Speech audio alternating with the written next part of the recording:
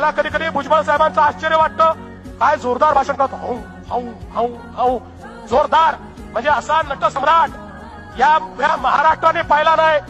आणि काय सांगतात, मला जेलमध्ये टाका, मी जेलमध्ये जायला तयार आहे, मला यांनी जेलमध्ये टाकलं.